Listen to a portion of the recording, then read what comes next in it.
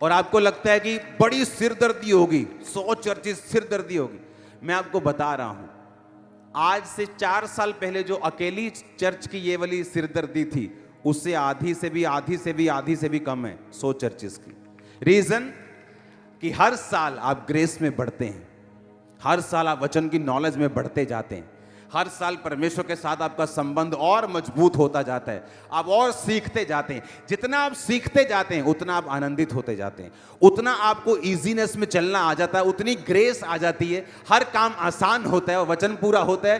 तो अधिक कुशल से रहेगा, अधिक कुशल से, ज्यादा आसानी से तू अपनी लाइफ को बिताएगा। जब तुझे वचन सीख जाएगा, तू वचन को मानने लगेगा, तू अपने शरीर को इग्नोर करने लगेगा, तू आत्मा की बातों को सीखने लगेगा। तो कितना इंपॉर्टेंट है राइट संगति में जाना और वचनों को एग्जैक्टली सीखना जिस तरह परमेश्वर सिखाना चाहते हैं, कितना जरूरी है। देखो, अगर आपकी उम्र पहले से लिखी हुई है कि भाई इसने 70 साल जीना है, तो मेरे को यह बताओ इसको कन्विंस मैं कैसे करूं कि अच्छे कर्म कर, क्योंकि इसने ना तो स्वर्ग देखा है ना नरक देखा है, तो ये अच्छे कर्म क्यों करे? अगर 70 ही भोगनी है, बुरे करके भी अच्छे करके भी, तो मैं क्यों ना अपनी लाइफ को एंजॉय करूं, जाऊं घूमूं जहां दिल करता है, जो किसी को गाली निकालूं, जो दिल करता है करूं, अफरा तफरी मचाऊं पूरी।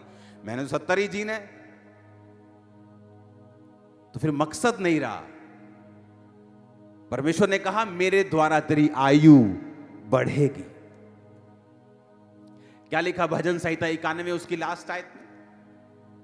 मैं तुझे दीर्घ आयु से तृप्त करूंगा और मैं तुझे अपने उद्धार का दर्शन दिखाऊं। हिंदी में थोड़ा सा ट्रांसलेशन सही नहीं है। I will show you my salvation, कि मैं तुझे अपना उद्धार दिखाऊंगा। मतलब परमेश्वर चैलेंज कर रहा है। बोलता है ना, जब कोई बंदा बड़ा कोई बैक वाला होता है, बोलता है तुम दसूंगा मैं कौन है, तो परमेश्वर चैलेंज कर रहा है, I will show you my salvation. तेरे बच्चे, तेरा फाइनेंस, तेरी मिनिस्ट्री, तेरी सेहत, तेरी लाइफ, सब कुछ मैं तुम्हें दिखाऊंगा, अपना उद्धार, कि मैं जीवित परमेश्वर हूं, मुर्दा नहीं। कहता आई विल शो यू, मैं तुम्हें दिखाऊंगा। जो परम प्रधान के छाए हुए स्थान में बैठा रहेगा, वो सर्वशक्तिमान की छाया में ठिकाना पाएगा। उसके छाए हुए स्थान का मतलब है, अगर मुझे एक विश्वासी की कुर्सी मिली है, मैं उस कुर्सी को छोड़ नहीं सकता एक सुंदर औरत के लिए, एक दारू के कप के लिए, वो 2, 4, 5, 10 लाख के लिए। वो कुर्सी कैसे छोड़ दी जाए जो विश्वासी की है, एक पाप के लिए? तो परमेश्वर ने कहा जो उसके छाए हुए स्थान में बैठा रहेगा वही उसकी सुरक्षा को पाएगा, दूसरा नहीं। आमीन। हमें मालूम होना चाहिए कि परमेश्वर की थिंकिंग, सोच उसका क्या है। मेरी लाइफ, मेरी उम्र, मेरे बच्चे, मेरी फैमिली, मेरे फाइनेंस के बारे में परमेश्वर क्या कहता है। हालेलुया। तो आपकी उम्र डिसाइडेड नहीं है, आपके परमेश्वर ने आपको चॉइस दी है। आप लंबा जीना चाहते हैं, थोड़ा जीना चाहते हैं, अच्छा जीना चाहते हैं, बुरा जीना चाहते हैं, वो आपकी मर्जी।